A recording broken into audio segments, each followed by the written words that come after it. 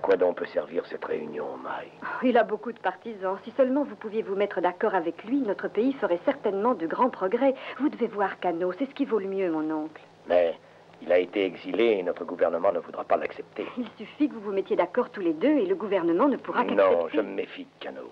Je vous en prie, mon oncle, c'est mon mari. Oui, mais il est partisan de la violence. Non, il ne l'est plus.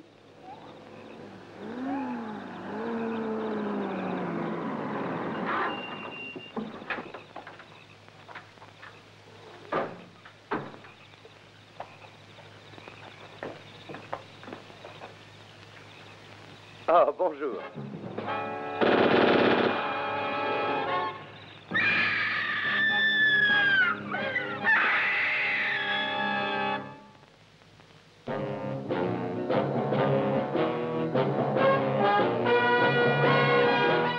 Tous les gouvernements ont leurs services secrets. En Amérique, c'est le CIA. En France, le 2e bureau. En Angleterre, le M15. L'organisation atlantique a le sien aussi. Dans les cas difficiles, on fait appel à moi ou à quelqu'un dans mon genre. Oh, je me présente. Je m'appelle Drake. John Drake.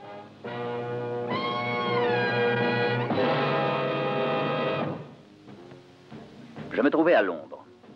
On m'avait appelé après 8 heures, ce qui n'est guère courant, mes contacts avec les services secrets des gouvernements m'obligeant, pour des raisons que je n'ai jamais approfondies, à me réveiller à 2 ou 3 heures du matin. Les instructions étaient claires, raisonnables et simples. Ce qui, là encore, était un soulagement, si l'on pense à cette épuisante chasse au renard qui m'est le plus souvent proposée d'ordinaire, sans aucune nécessité. Cette fois, la voix au téléphone, douce et cultivée, me demandait seulement si je voulais venir au 449 Wigmore Street.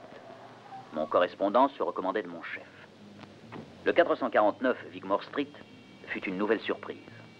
Ce n'était pas l'arrière-boutique d'une vieille librairie, ni une villa entourée de hautes grilles de fer. Le 449 Wigmore Street était une maison du siècle dernier, dans une vieille rue fort distinguée. Je vous en prie. Entrez, monsieur Drake. Bonjour. Je suis Aaron Nelson. Vous êtes celui à qui j'ai parlé au téléphone? Oui, c'est cela. Par ici, monsieur Drake, s'il vous plaît. Sir Aaron Nelson. Bonjour, monsieur. Monsieur Drake, puis-je vous présenter monsieur Moses Amadou? Enchanté, monsieur. Et le professeur Karim Moma. Professeur Moma, médecine orientale à l'université. C'est exact, monsieur Drake. Voulez-vous vous asseoir, monsieur Drake? Merci. Je suggère d'aborder le sujet. Je suis originaire de Victoria, au Bessaland. Je suppose que vous savez ce qui se passe là-bas, monsieur Drake. Je sais que vous êtes un État africain indépendant en pleine crise de croissance. Si ce n'était que ça, monsieur Drake. Monsieur Amadou fait allusion au meurtre de monsieur Ajami et aux soulèvements qui ont suivi à Victoria. Les extrémistes utilisent cet assassinat pour exciter le peuple et créer un dangereux état d'agitation. Et qu'est-ce que je viens faire là-dedans? D'abord, monsieur Drake, nous voudrions vous montrer quelque chose. Quand vous l'aurez vu, je suis sûr que vous serez d'accord pour nous aider.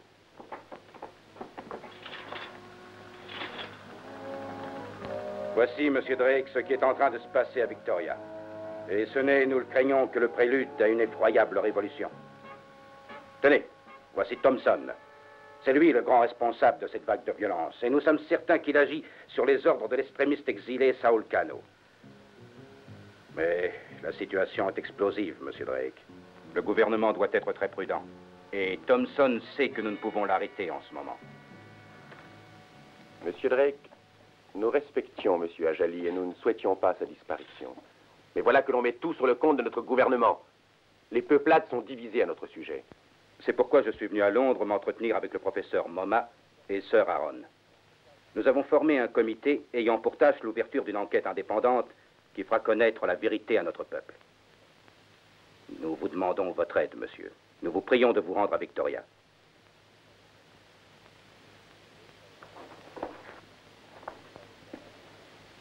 Où est Saul Cano en ce moment? En exil depuis 3 ans. Mais nous pensons qu'il est revenu dans notre pays clandestinement. Est-ce que vous avez des directives à me donner? Elles vous seront remises à Victoria. Là-bas, vous contacterez un monsieur Daniel. Je dois vous prévenir, monsieur Drake, que l'opposition est tout à fait au courant de nos intentions. Et qu'il a des agents à Victoria qui vont tenter de vous nuire. Je ne crains pas une certaine dose de difficulté. La situation étant ce qu'elle est, monsieur Daniel ne sera pas susceptible de vous aborder ouvertement. Mais avec ce billet de banque, vous arriverez jusqu'à lui. Vous prendrez une chambre à l'hôtel Prince Albert, à Victoria. L'hôtel Prince Albert. Je vous remercie, messieurs.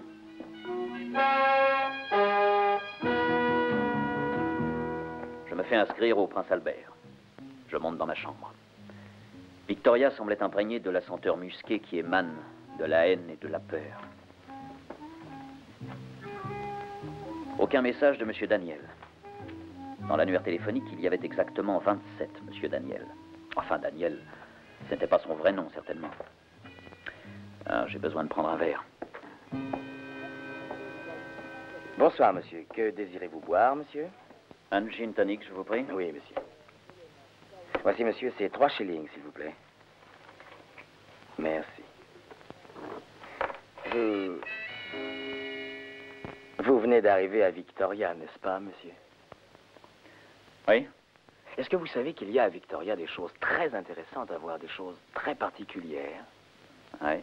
Peut-être aimeriez-vous voir les plus particulières de ces choses, monsieur. Oh, je me permets de vous le conseiller, monsieur. Peut-être. Je peux vous recommander un guide, si vous le voulez, un guide très intéressant. Encore un gin. Oui, monsieur. Eh bien, ça fait encore 3 shillings, monsieur.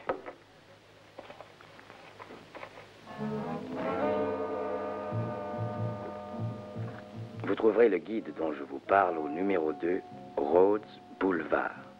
Il sera chez lui dans la soirée. Bonsoir.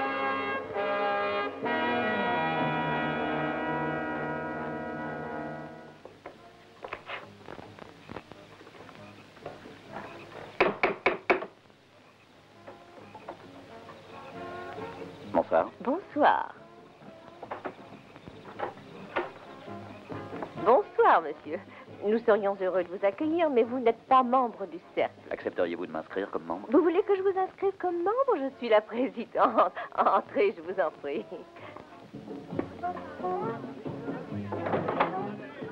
J'ai l'impression que vous me faites entrer dans une cage au lion. Une cage au lion. Tout comme le prophète Daniel. Allons, venez, descendez avec moi. Non, non, pas par là, par ici.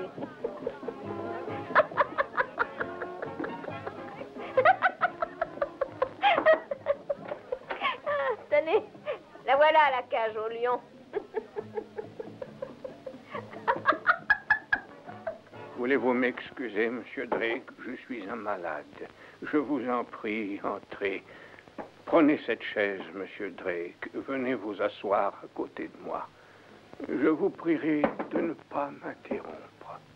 Je suis malade, je suis très fatigué, et il faut que je conserve le petit peu d'énergie que je garde encore. Je vais tâcher de vous dire tout cela brièvement. D'abord, si vous me trouvez dans un pareil endroit, c'est parce que je suis parmi les tout premiers sur la liste de ceux que Cano veut assassiner. Saul Cano? Mais il est de l'autre côté de la frontière, en exil. Oui, à l'abri de la justice. Mais c'est lui qui dirige ces terroristes à Victoria. Son agent ici est un nommé Thompson. Mais parlons de l'assassinat de M. Ajami. Les informateurs disent que M. Ajami a été attiré dans le guet-apens de Saul Cano par une femme. Savez-vous qui était cette femme? Non. Ça ne pouvait être que quelqu'un que M. Ajami connaissait. Oui. Est-ce que vous soupçonnez qui cette femme peut être? Cano et le nommé Thompson ont organisé une manifestation. Des dizaines de milliers de personnes venues de villages, de la brousse et de la jungle se déversent sur Victoria. En 3 jours d'ici, cette ville et tout le pays vont devenir le théâtre d'une horreur que nul ne peut imaginer. Le comité a jugé bon de vous envoyer ici, afin de découvrir et de prouver qui a assassiné Ajami. Croyez-vous le faire en 3 jours? Dites-moi, monsieur Daniel, pouvez-vous au moins me faire une suggestion? Oui. Reprenez la route de Londres. Pas avant d'avoir parlé à Thompson. Merci, monsieur Daniel. Au revoir.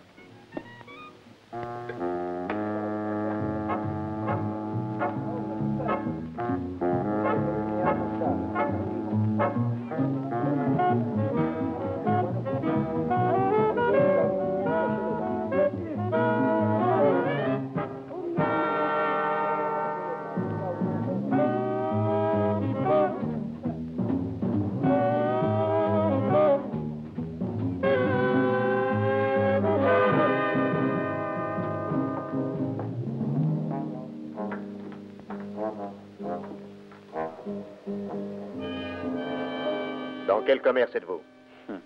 Vous ne m'auriez pas fait convoquer si vous ne le saviez pas déjà. Je sais seulement ce qu'on m'a raconté. Et ce qu'on m'a raconté provenait de vos dires. Bon, écoutez, je suis un monsieur très occupé. Ce que je vends, moi, ce sont des armes. Et je n'ai pas de temps à perdre en finasserie.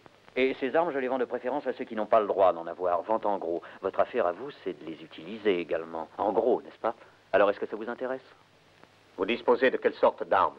Vous disposez de quelle espèce d'argent? Si les armes existent, trouver l'argent ne sera pas un problème. Et il est possible que je conclue l'affaire. Non, vous ne le pouvez pas. Mais je suis prêt à m'entendre avec Saul Cano. Est-ce que je peux savoir si vous dites la vérité? Du tout.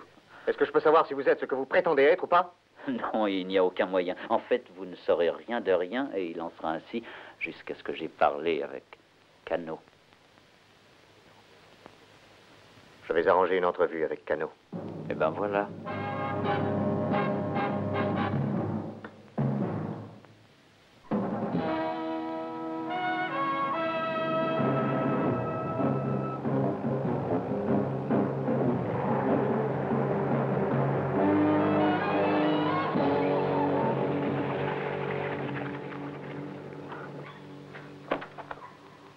De la part de qui? De Thompson. Il vous a dit de dire quoi? Les collines sont pourpres. Très bien, suivez-moi.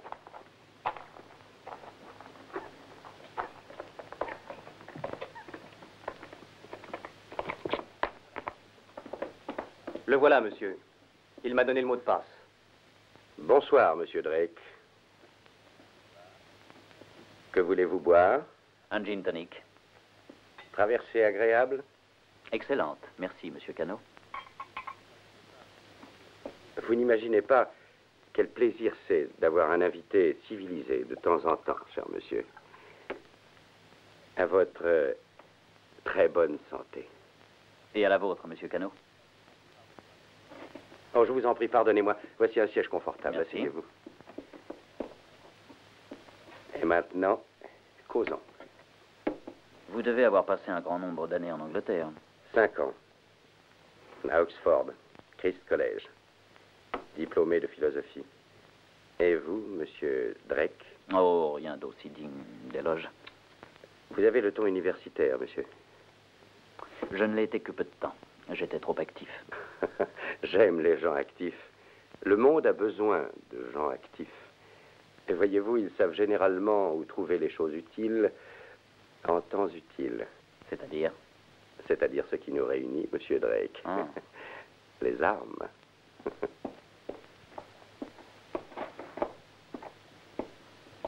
May, voici monsieur Drake.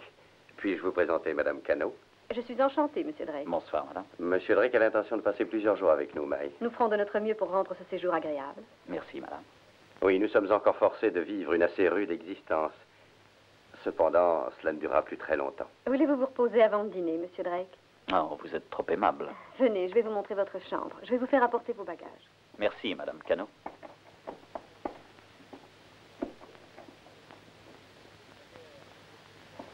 D'ailleurs, je ne peux imaginer que la politique ni la philosophie aient une influence sur vos activités. Je n'ai subi que l'influence de la plus grande de toutes les philosophies, monsieur Cano, le profit. Je suis enchanté de ce que vous me dites là, monsieur Drake. Enchanté. J'ai toujours cru aux hommes qui, honnêtement, se préoccupent d'eux-mêmes. Ce sont les non-réalistes idéalistes dont j'ai peur. Du café, monsieur Drake.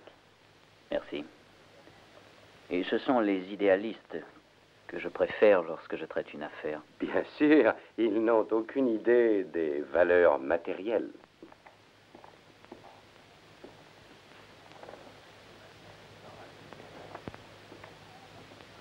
Voulez-vous m'excuser un moment?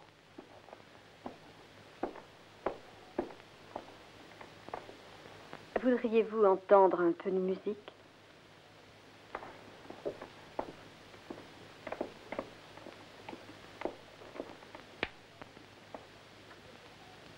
Est-ce votre première visite dans cette partie de l'Afrique, monsieur Drake?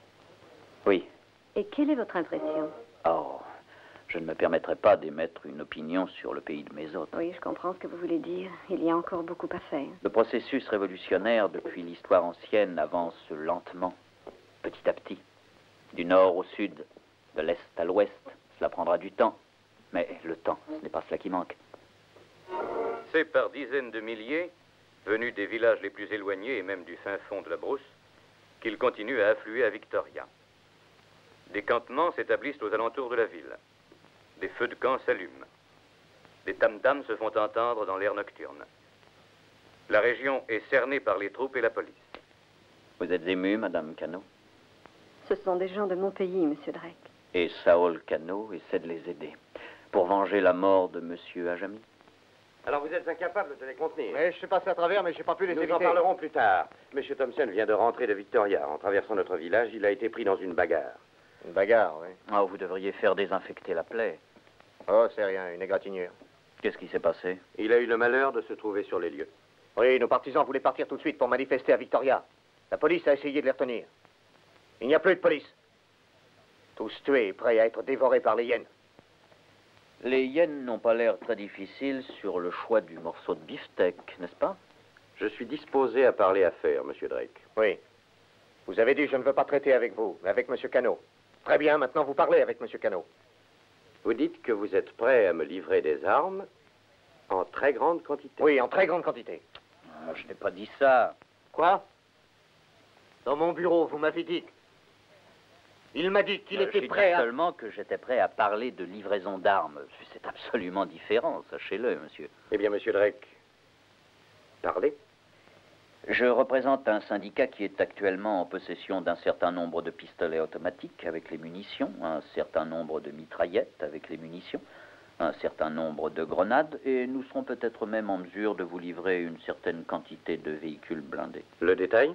En tout cas, au moins 10 000 de chacune des catégories d'armes, au moins 25 à 30 000 grenades, et dans les 35 à 40 véhicules blindés. Combien? 2 250 000 $. C'est une grande quantité d'argent, Monsieur Drake. C'est pourquoi nous vous la demandons. Un équipement de ce genre ne coûterait pas la moitié au tarif officiel. Ah, mais vous traitez ici en termes de marché noir et mon syndicat affronte de très gros risques. Quelle est donc l'origine de ces armes? Oh, ce sont des armes, elles sont efficaces, elles tuent. C'est la seule chose qui vous intéresse, n'est-ce pas? Où se trouve cet équipement? En Égypte. Où ça, en Égypte? En Égypte. Entendu, Monsieur Drake. Je vais déposer en votre nom à la Banque africaine $1 million et à la livraison... Non, vous déposerez la totalité, mais ce sera dans une banque britannique et ensuite la livraison.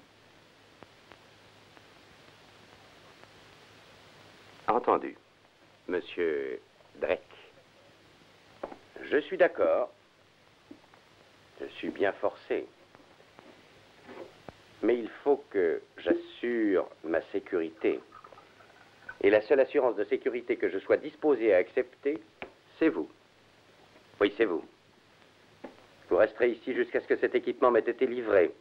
Et s'il ne m'a pas été livré dans un laps de temps raisonnable, êtes-vous d'accord, Monsieur Drake? Oui, je suis d'accord.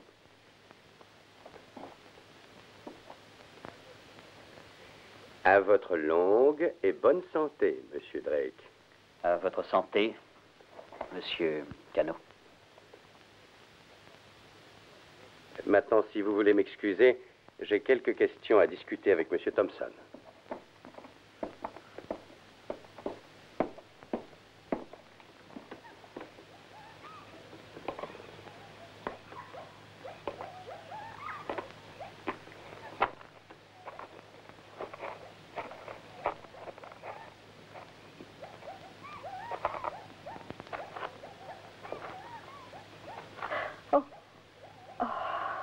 Vous m'avez fait peur, Monsieur Drake. Je suis désolé, Madame Cano. J'étais perdue dans mes pensées. Oui, je comprends fort bien vos préoccupations. C'est une triste histoire que tout cela, n'est-ce pas? Monsieur Ajami était mon oncle, le frère de ma mère. Croyez que je sympathise, Madame Cano. C'était un homme merveilleux, digne, gentil. Et jusqu'à la fin, il n'a cessé de prêcher l'amour et la tolérance. Madame Cano, votre peuple est convaincu que M. Ajami a été tué par le gouvernement. Est-ce que vous croyez ça, Madame Cano? Moi pas. Qui êtes-vous? Vous n'êtes pas un trafiquant d'armes. Non, Madame Cano, vous avez raison. Je ne suis pas un trafiquant d'armes. Je suis venu ici pour connaître la vérité sur la mort de M. Ajami. Et je la connais maintenant. On s'est servi de vous. N'est-ce pas, Madame Cano? Votre mari s'est servi de vous. Il vous a fait croire qu'il n'était plus partisan de la violence et il vous a demandé d'organiser une rencontre entre lui et M. Ajami. Et cette rencontre n'était qu'un prétexte pour le tuer. Écoutez, Madame Cano. Si le peuple n'apprend pas la vérité, et surtout de votre bouche, vous aurez pris la responsabilité d'un véritable carnage. Vous avez entendu les nouvelles à la radio comme moi, n'est-ce pas? Non, rien ne se passera. D'ailleurs, je ne puis le faire revivre. Non, rien ne se passera. La tuerie a déjà commencé, Madame Cano, dans votre propre village. Je vous y conduis maintenant. Pourquoi? Je veux vous montrer quelque chose. Mais comment y aller? Je suis toujours surveillée. J'ai donné à votre mari et à M. Thompson de quoi s'occuper pendant au moins plusieurs heures. Nous avons le temps. Voulez-vous venir avec moi, je vous prie?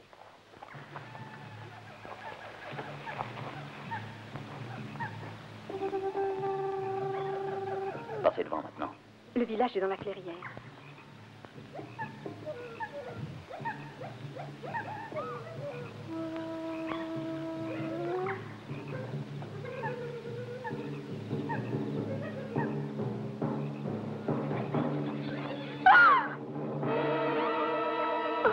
Regardez, Madame Cano, regardez.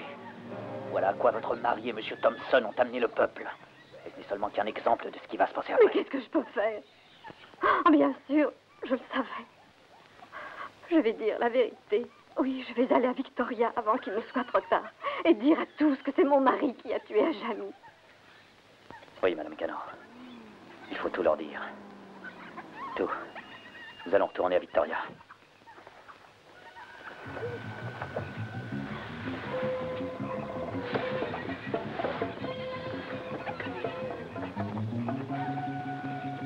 Les voilà.